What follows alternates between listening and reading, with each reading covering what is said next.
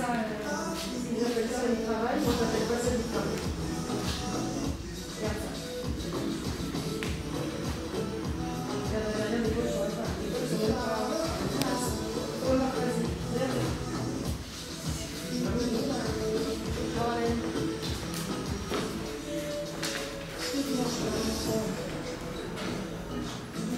Je suis André Bromensa, donc je suis administrateur général de Gur Industries, qui est propriétaire de la marque Ivory Blue de café et de chocolat. Je suis rentré en Côte d'Ivoire il y a 22 ans maintenant, et donc j'ai monté cette entreprise en 2015 et nous sommes en production depuis 2017. Alors nous avons une vraie problématique par rapport à la diaspora, c'est qu'en fait on a besoin de la diaspora pour se développer. Pourquoi ? Parce que nos marchés locaux, donc le marché par exemple de la Côte d'Ivoire en termes de consommation de café, est un marché très petit. Donc on n'a pas la grandeur, enfin je veux dire l'effet d'échelle nécessaire pour développer nos produits, développer nos entreprises. On a besoin de la diaspora partout où elle est pour être des ambassadeurs de nos marques, donc pour représenter nos marques à travers des réseaux de distribution, à travers des boutiques et aussi à travers leur consommation de produits. Donc nos premiers clients, en fait, ça devrait être, c'est un peu égoïste, mais ça devrait être les gens de la diaspora. On n'a pas un chiffre d'affaires très significatif sur les 2 premières années, on fait 40 à 45% de progression d'une année sur l'autre. La première année significative sera l'année prochaine, parce que nous commençons à exporter, ou nous commençons à être présents sur les points de vente et supermarchés en Côte d'Ivoire depuis très peu de temps. Donc la première vraie année, ça va être a priori 2019, mais vraiment 2020. Nous avons un magasin, nous avons un showroom, donc, qui est le magasin principal. Nous avons 2 petits magasins en point de vente, un au nord et un au sud d'Abidjan. Nous sommes présents également sur des réseaux de grandes surfaces, mais on est impliqué dans la production. On travaille directement avec les planteurs, donc on n'a pas de très grandes coopératives en tant que fournisseur. On a de petites coopératives ou des planteurs individuels qui ont un demi-hectare, 1 hectare. On est vraiment très proche d'eux parce qu'en fait on essaie d'avoir le meilleur produit. Donc les coûts sont plus importants, donc on achète beaucoup plus cher que le marché, mais on est sûr, en allant directement aux petits producteurs, d'avoir les meilleurs produits.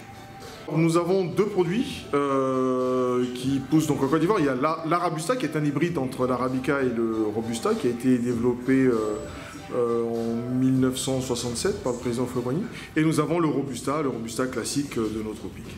Nous avons plusieurs formes de conditionnement. Nous avons le conditionnement classique donc en moulu et en grain, donc ça c'est tout ce qu'il y a de plus classique. Ensuite on a un conditionnement en capsule, compatible avec une marque bien connue, leader du marché des capsules.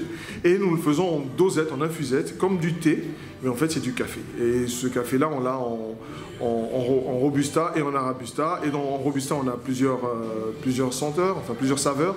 On a un Robusta au gingembre, un Robusta petit cola et gingembre, Robusta quinqueliba. On essaie de faire une alliance de saveurs locales et de notre café. Alors la stratégie de développement qui a été retenue, c'est donc d'abord être présent sur la Côte d'Ivoire, sur le plus de points de vente possible, mais surtout développer l'export. Parce qu'en fait, le marché est petit.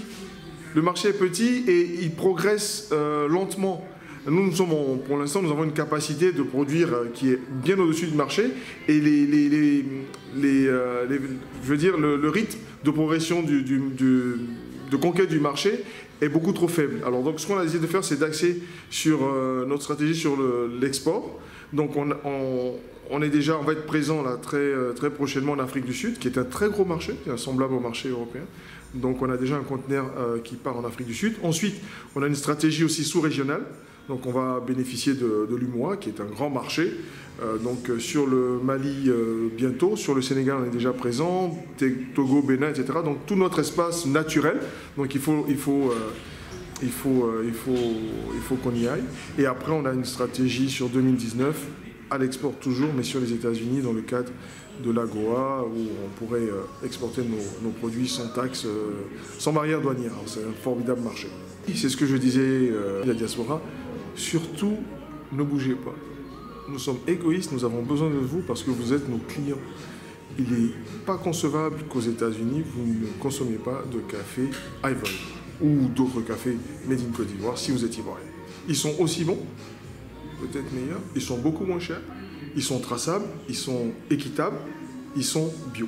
Donc il n'y a vraiment aucune raison qu'un Ivoirien à New York ne monte pas son Ivory Blue à New York, donc pour tous les Ivoiriens des États-Unis. Donc le marché leur appartient.